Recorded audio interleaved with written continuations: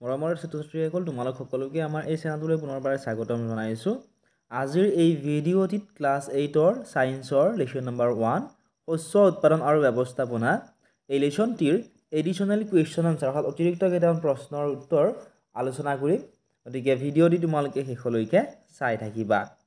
1 নম্বৰত কি দিছে চোৱা। 1 নম্বৰ প্ৰশ্নটো আছিলে খাৰিফ শস্য কাক বোলে উদাহৰণৰ সৈতে লিখা।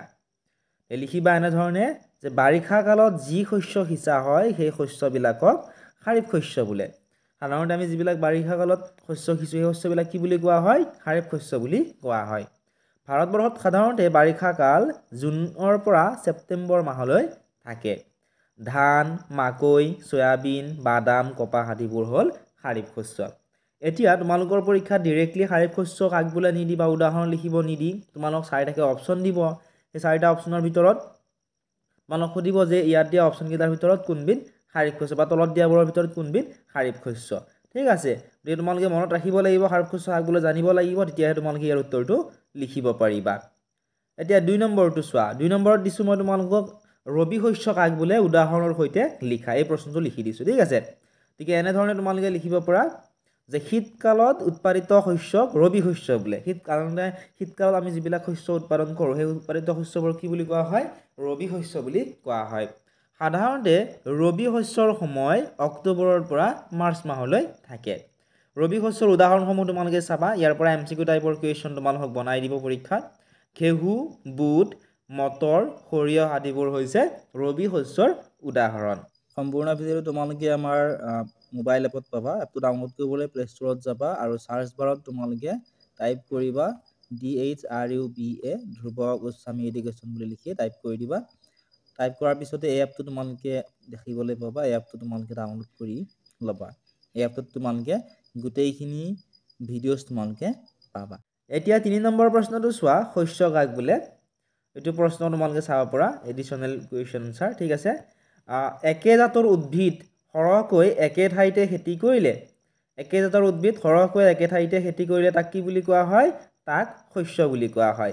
যেনে ধান যদি আমি একে ঠাইতে সৰহকৈ আমি খেতি কৰোঁ তাক কি বুলি কওঁ? আমি ধান শস্য বুলি ক'ব পাৰোঁ। ঠিক আছে, নেক্সট তোমালোকে চোৱা 4 নম্বৰৰ প্ৰশ্নটো। এই প্ৰশ্নটো বহুত বেছি ইম্পৰ্টেণ্ট হয়, প্ৰশ্নটো প্ৰায় পৰীক্ষাত আহি থাকে।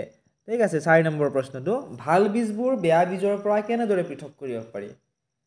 এতিয়া বীজবোৰটো আমি গম নাপাম, ডাইৰেক্টলি আমি চাকুৰে যদি চাওঁ ভাল নে বেয়া আমি ক'ব নোৱাৰোঁ। এতিয়া ভাল বীজৰ পৰা বেয়া বীজসমূহ কেনেকৈ পৃথক কৰিব পাৰোঁ আমাক সুধিছে। এনেধৰণে লিখিব পাৰা তোমালোকে যে ভাল বীজবোৰ বেয়া বীজৰ পৰা পৃথক কৰিবৰ বাবে আমাক প্ৰয়োজন হ'ব এটা বিকাৰ আৰু অলপমান বীজ। তোমালোকে বিকাৰ নলৈ তোমালোকে যিকোনো এটা পাত্ৰ ল'ব পাৰা আৰু যিকোনো অলপমান তোমালোকে বীজ ল'বা। যেনে ধানৰ বীজ ল'লা বা ঘেঁহুৰ বীজ তোমালোকে ল'ব পাৰা। প্ৰথমতে বিকাৰটোত আধালৈকে তোমালোকে পানী ভৰাই লয় বা যিটো পাত্ৰ তোমালোকে লোৱা সেই পাত্ৰটোত তোমালোকে পাত্ৰটোৰ আধা পানী তোমালোকে ভৰাই ল'বা।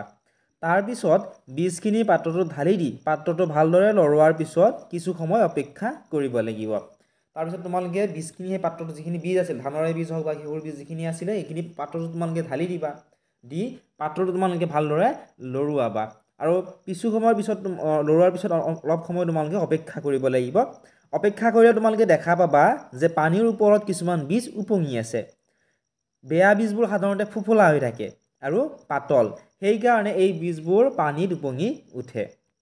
ভাল বীজবোৰ বেয়া বীজৰ পৰা পৃথক কৰা এইটোৱে এটা ভাল পদ্ধতি। তোমালোকে এনেধৰণে উত্তৰসমূহ লিখিব পাৰা। নেক্সট তোমালোকে এইটো প্ৰশ্ন চোৱা 5 নম্বৰটো সাৰ কেই প্ৰকাৰৰ আৰু কি কি? সাৰ হৈছে 2 প্ৰকাৰৰ। এবিধ হৈছে জৈৱিক সাৰ আৰু আনবিধ হৈছে ৰাসায়নিক সাৰ। জৈৱিক সাৰ আমি ঘৰতে প্ৰস্তুত কৰি ল'ব পাৰোঁ, ৰাসায়নিক সাৰ কাৰখানাত প্ৰস্তুত কৰা হয়।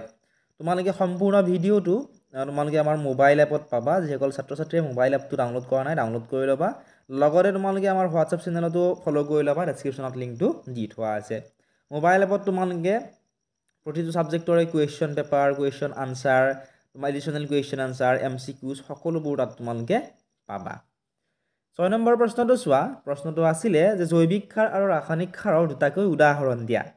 জৈৱিক সাৰৰ উদাহৰণ কি লিখিব পৰা? কেঁচু সাৰ আৰু পচন সাৰ হৈছে জৈৱিক সাৰৰ উদাহৰণ।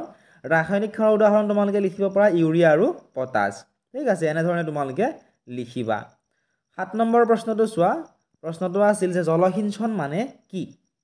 এনেধৰণে লিখিব পাৰা যে সময়ত বিভিন্ন ব্যৱধানত শস্যৰ পথাৰত পানী যোগান ধৰাকে জলসিঞ্চন বোলে। নেক্সট প্ৰশ্নটো তোমালোকে চোৱা, প্ৰশ্ন নম্বৰ 8। প্ৰশ্নটো আছিল যে কৃষি ব্যৱস্থা কেনেদৰে গঢ় লৈ উঠিছিল চমুকৈ বৰ্ণনা কৰা। তোমালোকে এনেধৰণে লিখিব পাৰা যে খ্ৰীষ্টপূৰ্ব 10,000 চনমানলৈকে মানুহে অঘৰী জীৱন যাপন কৰিছিল। অঘৰী মানে যাৰ অঘৰী কাক কয়, যাৰ ঘৰ বাৰী নাথাকে তাক কি বুলি কোৱা হয়, অঘৰী বুলি কোৱা হয়। অৰ্থাৎ আগৰ মানুহবিলাকৰ কি আছিল, ঘৰ দুৱাৰ নিৰ্দিষ্টকৈ ঘৰ দুৱাৰ নাছিল আজিকালি মানুহৰ নিচিনা। তেওঁলোকে কি কৰিছিল, খাদ্য আৰু আশ্ৰয় বিচাৰি দল বান্ধি এঠাইৰ পৰা আন ঠাইলৈ ঘূৰি ফুৰিছিল। তেতিয়া মানুহো কম আছিল, গতিকে তেওঁলোকে কি কৰিছিল, একেলগে দল বান্ধি খাদ্য আৰু আশ্ৰয় বিচাৰি তেওঁলোকে এঠাইৰ পৰা আন ঠাইলৈ ঘূৰি ফুৰিছিল। কেঁচা ফল মূল শাক পাচলি আৰু চিকাৰ কৰি পোৱা প্ৰাণীক আহাৰ হিচাপে তেওঁলোকে গ্ৰহণ কৰিছিল। আৰু পাছলৈ লাহে লাহে তেওঁলোকে মাটি চহাবলৈ ল'লে আৰু ধান ঘেঁহু আৰু অন্যান্য খাদ্য শস্য উৎপাদন কৰিবলৈ শিকিলে। এনেকুৱা ধৰণে কৃষি ব্যৱস্থা গঢ় লৈ উঠিছিল। তোমালোকে অন্য ধৰণে লিখিব পৰা, মই যিহেতু শ্বৰ্ট কৰি দিছোঁ তোমালোকক, গতিকে বা চমুকৈ দিছোঁ তোমালোকক, এনেধৰণে তোমালোকে লিখি ল'ব পৰা। বা দীঘলীয়াকৈ যদি তোমালোকক লাগে তোমালোকে কমেণ্ট ছেকশ্যনত কমেণ্ট কৰি জনাবলৈ নাপাহৰিবা। লগতে আন কোনটো চেপ্টাৰৰ কুৱেশ্যন আনচাৰ লাগে তোমালোকে আমাক জনাবা। 9 নম্বৰ প্ৰশ্নটো আছিল যে খেতি কৰাৰ আগতে মাটিখিনি কিয় চহোৱা হয়। আমি যেতিয়া যিকোনো খেতি কৰোঁ, ধান খেতি হওক, বাঁহৰ খেতি হওক, যিকোনো যেতিয়া আমি খেতি কৰোঁ বা সৰিয়হৰ খেতি হওক, যেতিয়া আমি কৰোঁ ইয়াৰ আগত কি কৰা হয়, মাটিখিনি ভালদৰে চহাই লোৱা হয়। চহাই লোৱাৰ কাৰণটো কি আমাক সুধিছে। এনেধৰণে লিখিব পাৰা যে খেতি কৰাৰ আগতে মাটিখিনি চহোৱা হয় কাৰণ ঢিলা মাটিত উদ্ভিদৰ শিপা তললৈ সহজে যাব পাৰে। খেতি কৰাৰ আগত মাটিখিনি এইটো কাৰণে চহোৱা হয় কাৰণ যেতিয়া উদ্ভিদডাল ডাঙৰ হ'বলৈ ধৰিব, ইয়াৰ শিপাবোৰো ডাঙৰ হ'বলৈ ধৰে, গতিকে শিপা যাতে সহজে তললৈ যাব পাৰে, যেতিয়া মাটিখিনি চহোৱা হয় তেতিয়া মাটিখিনি কোমল হয়, কোমল মাটিত শিপা সহজে তললৈ যাব পাৰে। গছৰ শিপাই ঢিলা মাটিত তললৈ গ'লেও অতি সহজে উশাহ ল'ব পাৰে। লগতে ঢিলা মাটিয়ে কেঁচু আৰু মাটিত থকা অণুজীৱৰ সংখ্যা বৃদ্ধিত সহায় কৰে। এই কেঁচু আৰু অণুজীৱসমূহ খেতিয়কৰ পৰম বন্ধু। তোমালোকে চাবাচোন, যিবিলাক ঢিলা মাটি তাতহে তোমালোকে কেঁচু বেছিকৈ দেখাবলৈ পোৱা। তোমালোকে যদি টান মাটি এটুকুৰাত চোৱা তাত তোমালোকে কেঁচু কিন্তু দেখিবলৈ নোপোৱা। গতিকে সেই কেঁচু আৰু অণুজীৱসমূহ হৈছে খেতিয়কৰ পৰম বন্ধু, কিয়নো সিহঁতে মাটিক কোমল কৰাৰ লগতে মাটিখিনি কি কৰে, সিহঁতে হিউমাছৰ পৰিমাণো বঢ়ায়। এনেধৰণে তোমালোকে লিখিব পাৰা। নেক্সট প্ৰশ্নটো তোমালোকে চোৱা, প্ৰশ্ন নম্বৰ 10। প্ৰশ্নটো আছিল যে বতৰ অনুযায়ী শস্য কেইটা ভাগত ভগাব পাৰি আৰু ভাগ কেইটা কি কি। তোমালোকে এনেধৰণে লিখিব পাৰা যে বতৰ অনুযায়ী শস্যক দুটা ভাগত ভগাব পাৰি বা দুভাগত ভগাব পাৰি। এটা ভাগ হৈছে খাৰিফ শস্য আৰু আনটো হৈছে ৰবি শস্য।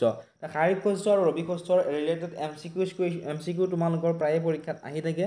এইবাৰো তোমালোকৰ পৰীক্ষাত আহিব হাফ ইয়াৰলি ইউনিট টেষ্টত, গতিকে সেইখিনি তোমালোকে চাবা। নেক্সট প্ৰশ্নটো চোৱা, 11 নম্বৰটো, সাৰ কাক বোলে।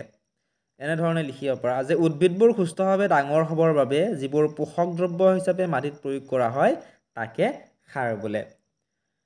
মৰমৰ ছাত্ৰ ছাত্ৰীসকল, এইখিনি আছিল আজিৰ এই ভিডিঅ'টিত। সম্পূৰ্ণ ভিডিঅ'টো তোমালোকে আমাৰ মোবাইল এপত চাব পাৰিবা। যিসকল ছাত্ৰ ছাত্ৰীয়ে মোবাইল এপটো ডাউনলোড কৰি লোৱা নাই, মোবাইল এপটো ডাউনলোড কৰি ল'বা। মোবাইল এপত তোমালোকে সম্পূৰ্ণ ভিডিঅ'সমূহৰ লগতে তোমালোকে প্ৰিভিয়াছ ইয়াৰৰ question paper, important notes, common notes সকলোবোৰ তাত তোমালোকে পাবা। এতিয়া ডেছক্ৰিপশ্যনত দিয়া লিংকত ক্লিক কৰি মোবাইল এপটো ডাউনলোড কৰি